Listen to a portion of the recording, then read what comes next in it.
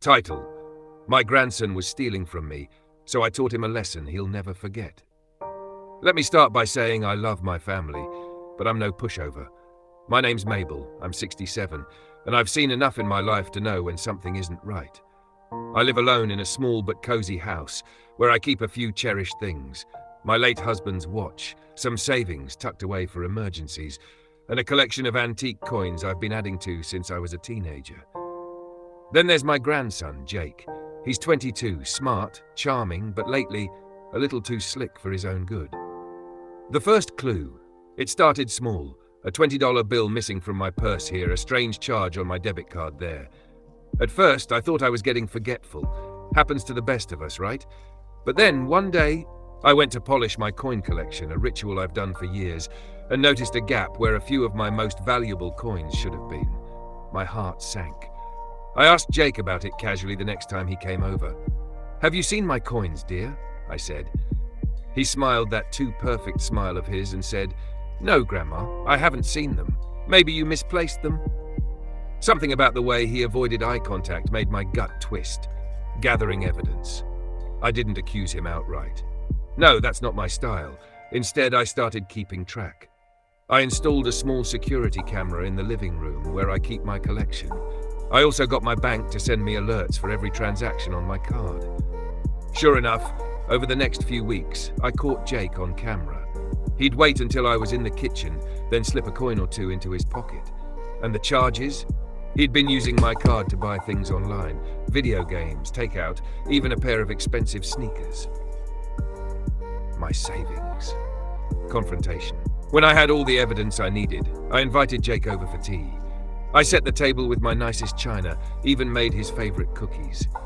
He sat there, laughing and chatting as if he hadn't been stealing from the woman who changed his diapers. Finally, I slid the security footage across the table on a tablet. Care to explain this? The color drained from his face. Grandma, I was going to pay you back. I cut him off. Save it, Jake. I'm not interested in your excuses. I'm interested in what you're going to do to make this right. He stammered something about being broke, how he'd meant no harm. But I wasn't having it. I told Jake he had 1 week to return everything he'd taken, or I'd involve the police. He begged me not to, swearing he'd fix it. I knew better than to trust him. So while he thought I was waiting, I was plotting. I started by creating a fake listing for an antique coin collector's dream on a popular online marketplace.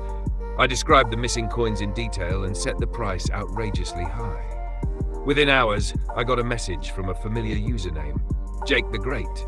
Busted. I played along, pretending to be a buyer, and arranged to meet him at a local cafe. The sting. When I walked into that cafe, Jake's face went from smug to stunned in about 3 seconds flat. I'd brought along my friend Doris, a retired cop, who sat at a nearby table sipping coffee like this was the most entertaining thing she'd seen all week. "Grandma, what are you doing here?"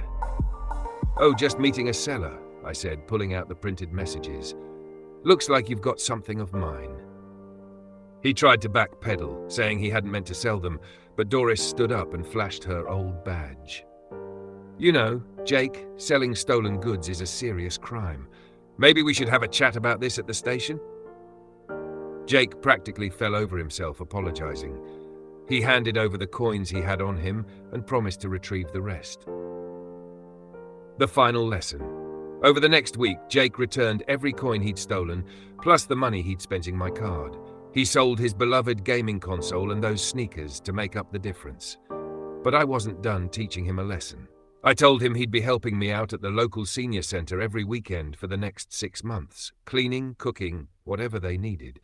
If he refused, I'd press charges. He didn't dare say no. The aftermath. Jake's been on the straight and narrow ever since. He even apologized to the family and started working part-time to pay me back completely. As for me, I updated my security and moved my valuables to a safety deposit box. I may be a sweet old lady, but nobody messes with Grandma Mabel. Would you side with Mabel or think Jake deserved more?